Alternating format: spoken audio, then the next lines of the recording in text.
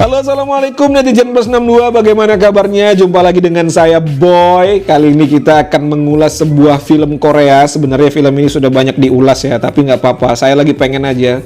Soalnya saya baru nonton. Filmnya film lama dari tahun 2010 tentang seorang pembantu rumah tangga yang dihamili oleh majikannya yang merupakan seorang konglomerat. Ya mungkin terkesan klasik ya, tapi ini alur ceritanya lumayan cukup menegangkan.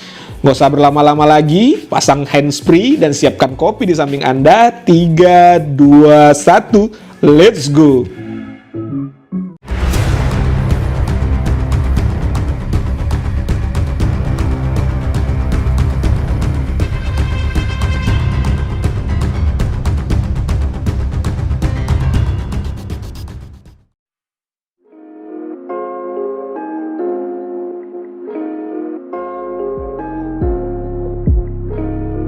Scene diawali kita diperlihatkan kehidupan orang-orang di Korea. Jadi ini pekerja-pekerja di sana ya. Tapi tiba-tiba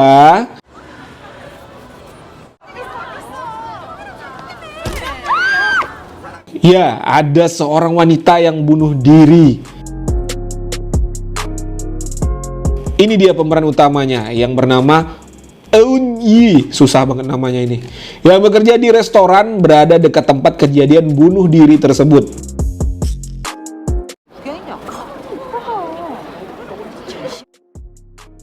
Kemudian Eun Yi ini didatangi oleh seorang kepala pembantu, salah satu pembantu konglomerat di Korea ya, yang bernama Byung Sik. Byung Sik menawarkan kepada Eun Yi pekerjaan sebagai pembantu rumah tangga dan juga mengurusi anak majikannya yang masih kecil. Ditambah lagi majikan wanitanya sedang kondisi hamil dan akan melahirkan anak kembar. Tanpa berpikir, Eun Yi menyetujui pekerjaan ini karena penghasilannya lumayan besar dibandingkan dia bekerja di restoran. Lalu Eun Yi berangkat ke rumah majikan tersebut. Sesampainya di sana, dia melihat majikan perempuannya yang sedang melaksanakan senam hamil.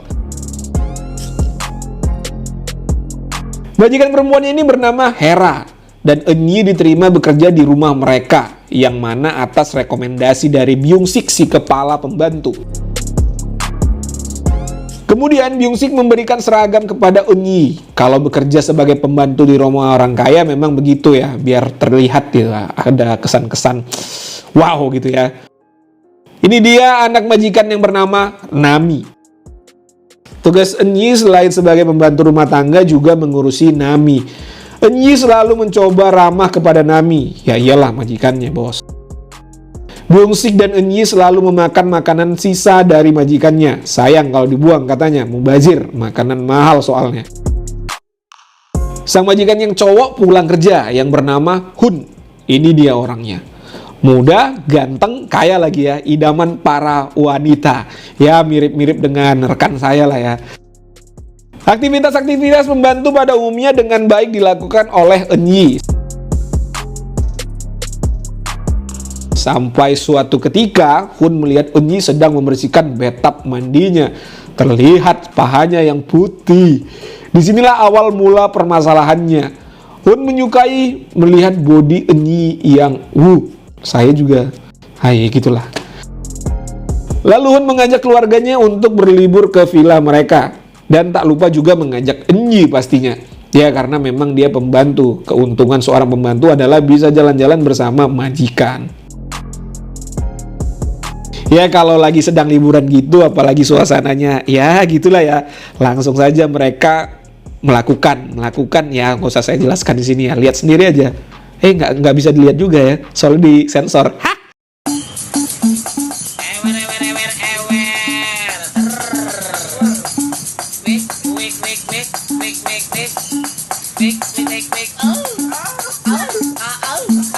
Di sini kita mengetahui bahwa selama ini Hera tidak sanggup melayani suaminya. Ya, nggak usah dijelaskan lagi ya kenapa ya. Tahu sendirilah ya, tenaganya tenaga kuda, bos. Selesai bercocok tanam dengan istrinya, Hun yang merasa tidak puas mendatangi Eun Yi yang sedang berada di kamarnya. Apa yang terjadi? Ya, mereka pun melanjutkan yang tadi masih nanggung ya.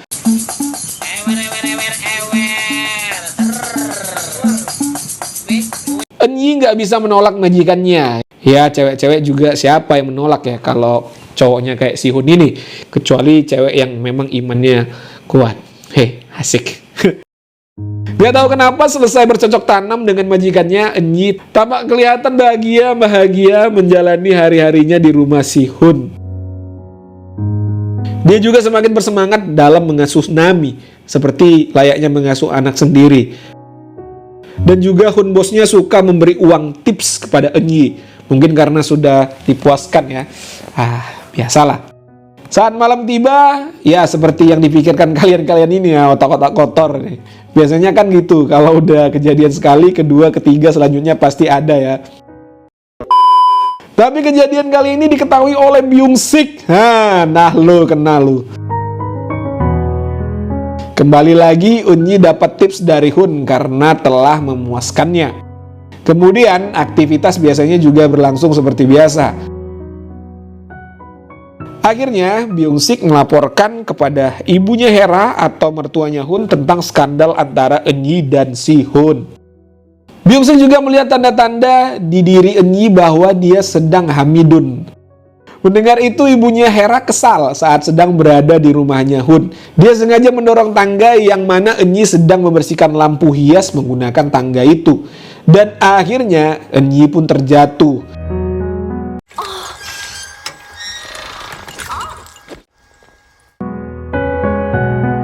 Ini kelakuan oleh ibunya Hera agar Eunyi keguguran ya. Akibat kejadian itu, Eunyi dilarikan ke rumah sakit dan hasilnya dia mengalami geger otak kecil. Tapi Eunyi tidak keguguran akibat terjatuh tadi. Lalu Hera dan ibunya mengatur rencana lain bagaimana caranya supaya Eunyi bisa keguguran, agar perhatian Hun bisa fokus kepada Hera saja. Sebenarnya Hera sangat benci dan kesal kepada Hun suaminya karena telah berselingkuh dengan pembantunya sendiri. Tapi mau gimana lagi, kalau cerai dengan Hun dia nggak akan mendapatkan kemewahan seperti sekarang. Ya klasik lah ya alasannya. Jadi tahan-tahan aja lah ya, mau gimana lagi daripada uang melayang bos. Scene pun berganti, di sini ditunjukkan Hun baru pulang bekerja. Hun juga masih belum mengetahui bahwa Eunyi sedang hamil muda karena perbuatannya. Keesokan harinya, akhirnya dokter memberitahu kepada Eunyi bahwa saat ini dia sedang mengandung. Mendengar itu, Eunyi terkejut karena dia tahu bahwa dia mengandung anak majikannya. Dan sampai terpikir untuk melakukan aborsi karena dia merasa tidak pantas mengandung anak dari majikannya. Lalu Hera dan ibunya punya rencana agar memberi racun kepada Eunyi agar kandungannya bisa gugur. Hera sempat punya rencana tersendiri. Dia bermaksud hendak membunuh Eunyi menggunakan stick golf. Kemudian dia nggak jadi melakukan itu. Mungkin karena dia nggak berani dan juga tidak memiliki jiwa psikopat. Ditambah lagi Byung-sik melihat aksi Hera itu dari belakang. Keesokan harinya karena sudah tidak tahan lagi atau sudah membatin ya, Hera sempat menampar Eunyi beberapa kali karena Eunyi telah tidur dengan suaminya.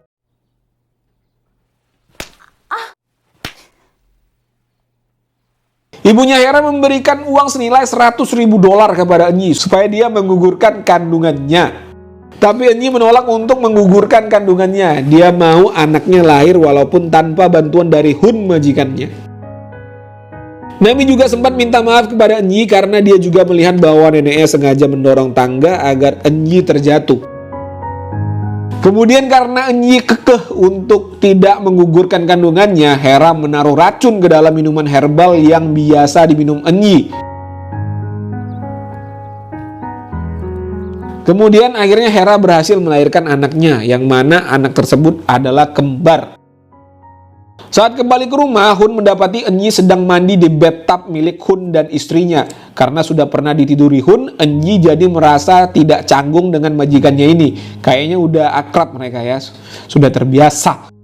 Bahkan Byung-sik juga tidak menyangka kalau Eunyi berani-beraninya mandi di bathtub majikannya. Mungkin karena sudah terganggu juga otaknya, jadi dia berani. Kasihan si Eunyi ini sebenarnya ya, tapi bagaimana lagi.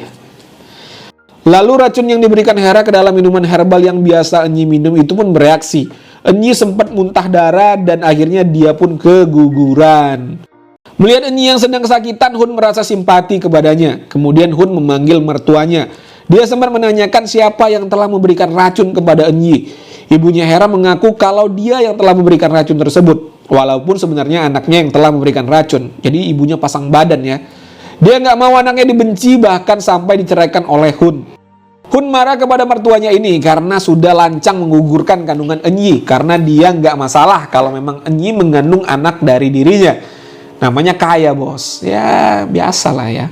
Kemudian Enyi dibawa ke rumah sakit untuk proses pembersihan kegugurannya, dan seluruh biaya rumah sakit ditanggung oleh Hun. Melihat apa yang telah menimpa Enyi, Byung-sik merasa nggak tega dan kasihan kepada Enyi. Akhirnya Byung-sik mengakui kepada Enyi bahwa dialah yang melaporkan kepada ibunya Hera tentang skandal Enyi dan majikannya Hun. Awalnya Enyi sempat marah, tapi bagaimana ya, sudah terjadi semua, ditambah lagi Byung-sik juga minta maaf dan merasa bersalah. Karena merasa depresi, Enyi melakukan hal-hal aneh. Dia menggendong kedua bayinya Hun dan Hera. Byung-sik memutuskan keluar atau mengundurkan diri sebagai kepala pembantu di rumahnya Hun.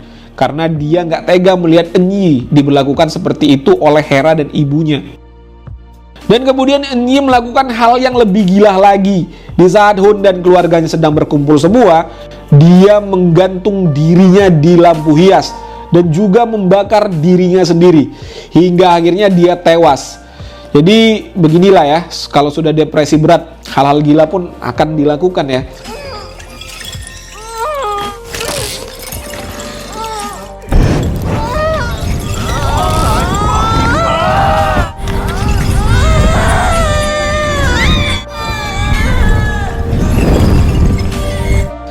Film pun akhirnya mamat. Jadi si Enyi itu bunuh diri di depan mereka itu membuat untuk apa ya, shock terapi buat keluarga mereka, jadi supaya keluarga mereka itu trauma ya dengan kejadian itu sebagai apa ya. Udah lah, pokoknya begitu ya. Memang film-film drama Korea ini agak susah ditebak ya endingnya ya, nggak kayak film, nah nggak usah dibilang lah, nanti aku dihujat ya. Pasti jalan ceritanya orang kaya main ke desa dan bertemu dengan gadis atau cewek langsung jatuh cinta. Ya, itu biasa ya. Kalau nggak tukang bakso jatuh cinta sama cewek kaya ya, biasa. Pesan yang bisa kita ambil dari film ini adalah buat kalian yang mau cari pembantu jangan cari yang seksi-seksi ya. Apalagi itulah pokoknya ya, udahlah, aku pun pening ini bahas film kayak gini ya. Sekian dulu alur cerita film Ngosmed, saya si Boy. Sampai jumpa di rangkuman film-film selanjutnya. Dadah. Assalamualaikum warahmatullahi wabarakatuh. Singkat kan? Hah? Singkat ya? Itu aja ceritanya kan?